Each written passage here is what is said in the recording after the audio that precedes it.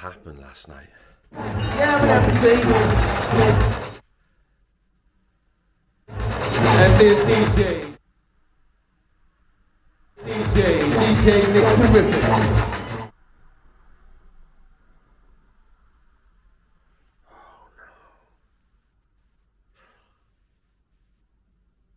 But it's day 2. Let's go.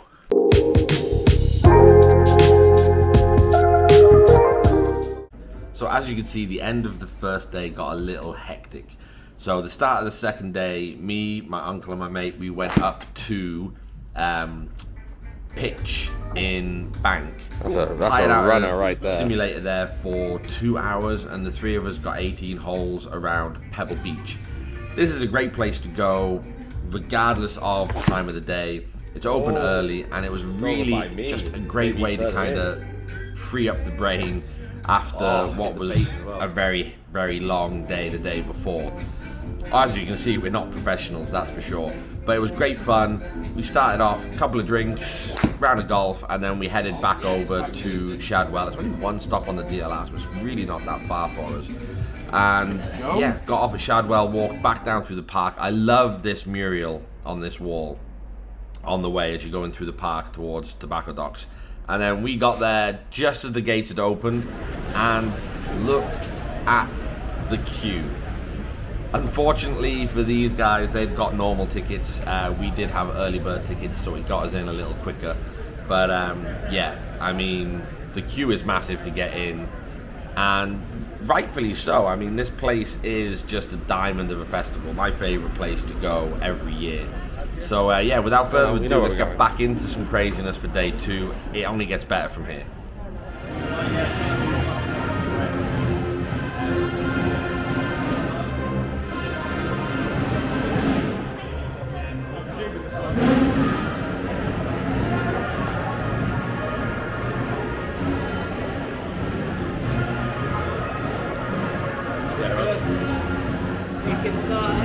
Oh yeah, can't go wrong on a Bleecker.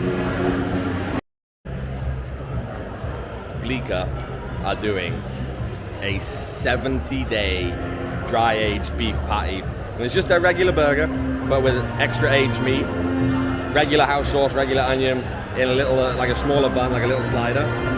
This is divine. In my eyes, Bleecker can do no wrong. It's my favorite burger on the planet. It's simple, it's executed well, it's juicy, it's flavoursome, and it's going in my mouth.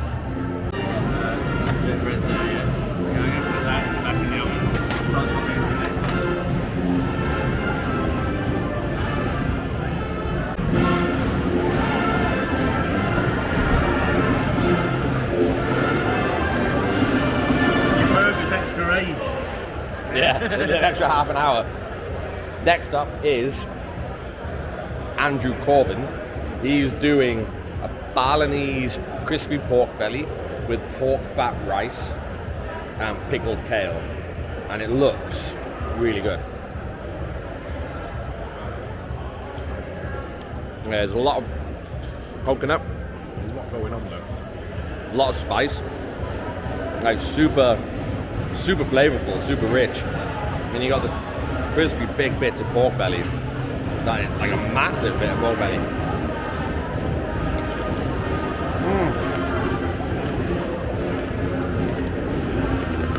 One minute. I had to excuse myself. That is really crispy. I don't know if you could pick up on that. There's so much clean pork fat flavour in that meat. The fat melts. I've still got all the crackling in there. We're here early, so we're getting it all done quick.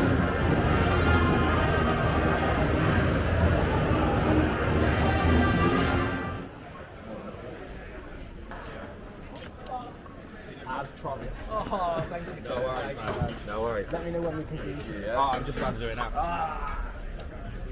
2 birds, 1 stone, you know? Number 3, so 4. Yeah.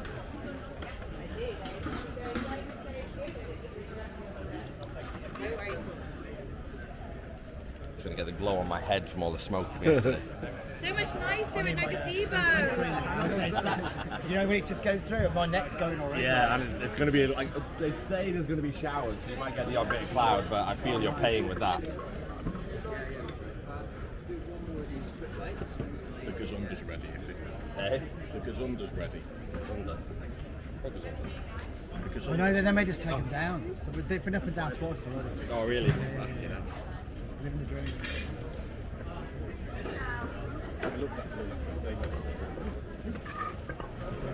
Next up is Tom Jeffrey, who's just behind yous on the camera there now, if you want to give him a quick show.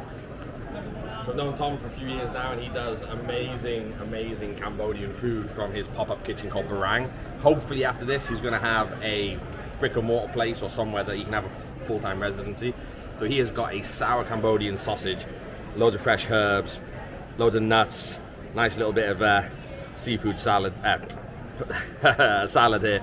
I think there's some dried shrimp in here, so you might want to be careful. But I'm looking forward. I was watching him on his story make this the other day, and it's like, oh, smells divine.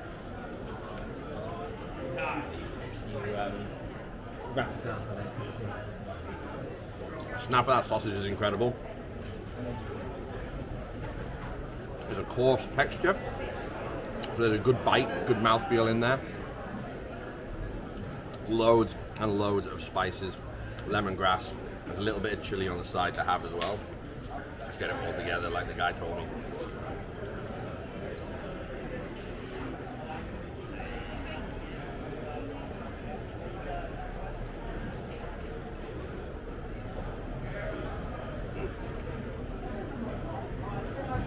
Something that looks so simple has so many flavors balancing and fighting each other. But it's fighting in a good way. They all bounce off each other. It's fresh, it's spicy, there's a little sour, it's vibrant, there's texture, there's acid. It's fucking beautiful. Good job, man.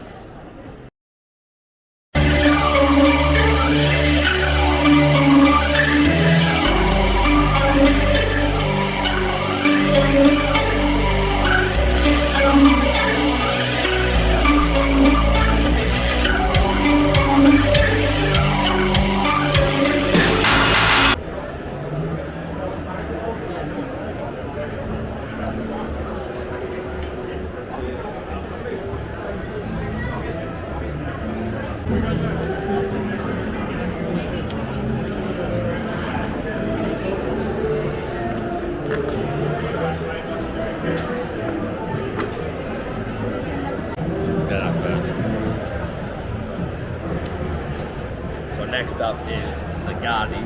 Now Sagadi is renowned for their Tuscan steak. They've got a little restaurant in, I said it's pretty big, restaurant in Shoreditch area. They're just doing dry aged Tuscan steaks, man, and they're doing loads of it.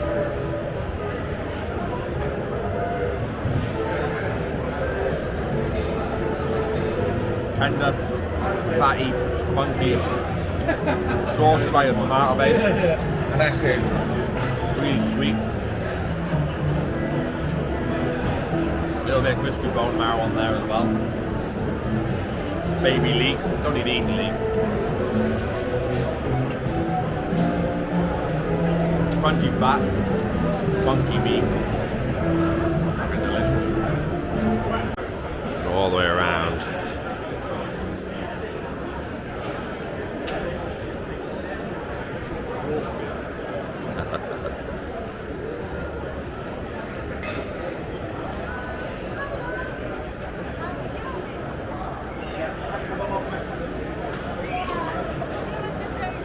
Let me know.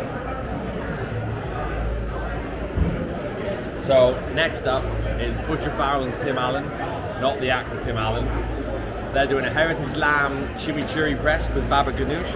Obviously the lamb breast has been rolled with a chimichurri inside.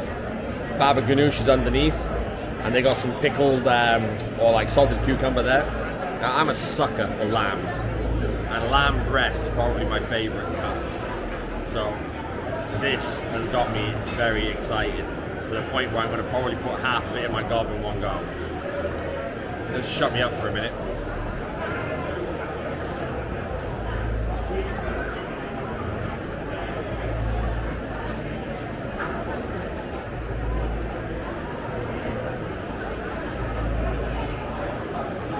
Oh my fucking god.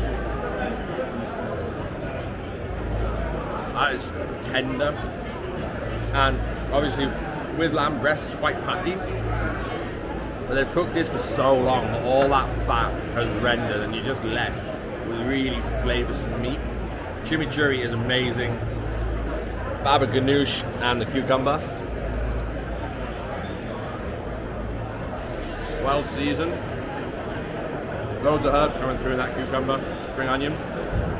But that lamb is exceptional.